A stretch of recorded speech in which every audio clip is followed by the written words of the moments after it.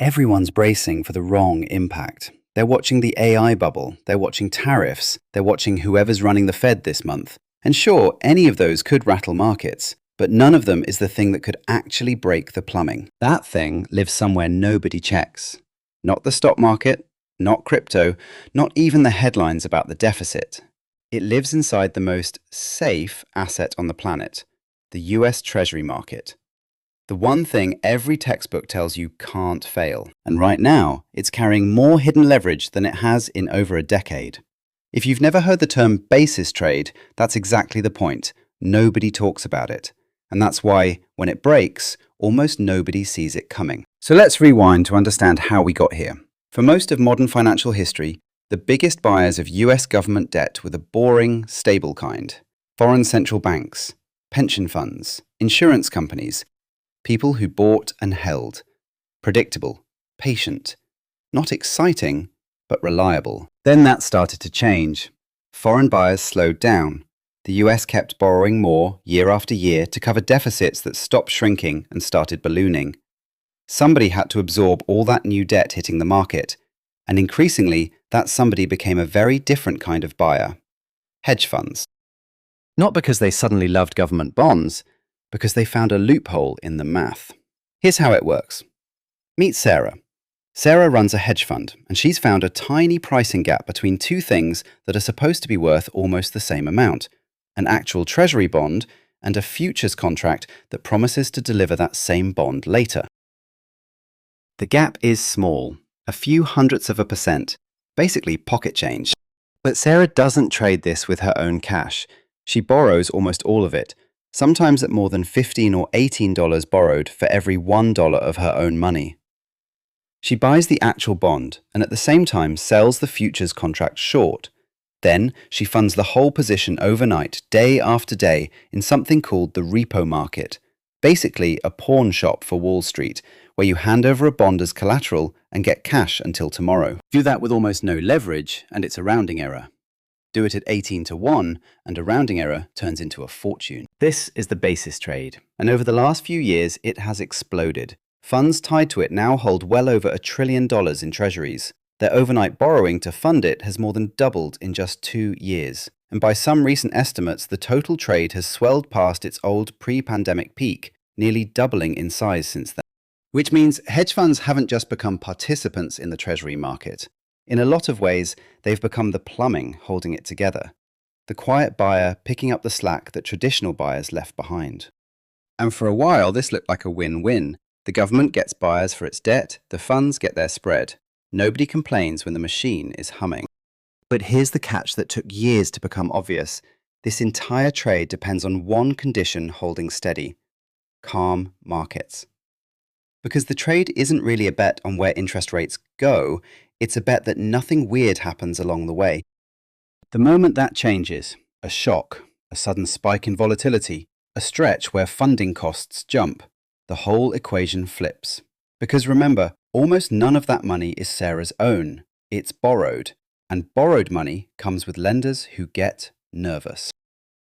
When volatility rises, the firms lending Sarah cash in the repo market start asking for more collateral, more margin, more protection. That's called a margin call, and if enough of them come at once, Sarah doesn't get to wait it out. She has to sell, fast, regardless of price. And this isn't hypothetical, it's already happened.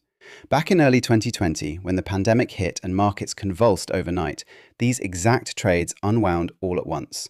Funds dumped treasuries into a falling market to meet margin calls, which pushed prices down further, which triggered more margin calls.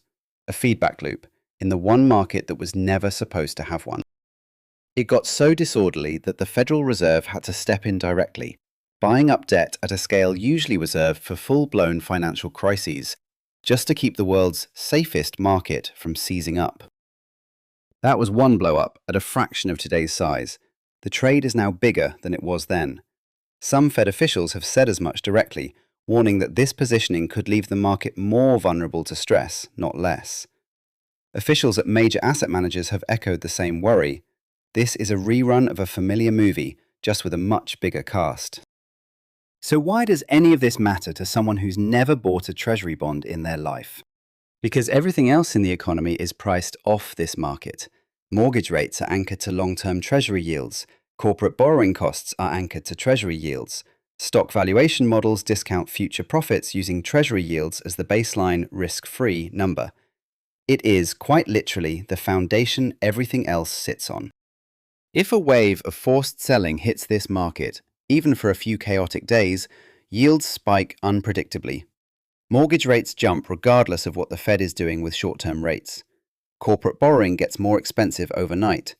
Stock valuations get squeezed because the safe number underneath every spreadsheet just moved. And once that ripple starts, it doesn't stay contained to bond traders in New York. It shows up in your credit card statement, your refinance quote, and your 401k. This is the part people miss when they obsess over Fed meetings. The Fed sets short-term rates. It has real but limited influence over the long end of the curve, the 10-year, the 30-year, the part of the market that actually sets mortgage rates and long-term borrowing costs. That part is set by supply, demand, and who's willing to hold the debt. And an increasing share of who's willing is leveraged hedge funds who are only comfortable holding it because markets have stayed quiet. Regulators aren't ignoring this, to be fair. New rules are being phased in over the next couple of years, requiring more of these trades to be centrally cleared, precisely so a blow-up doesn't cascade the way it did in 2020. That's a real fix, slowly working its way through the system. It's just not finished yet. And it doesn't shrink the trade.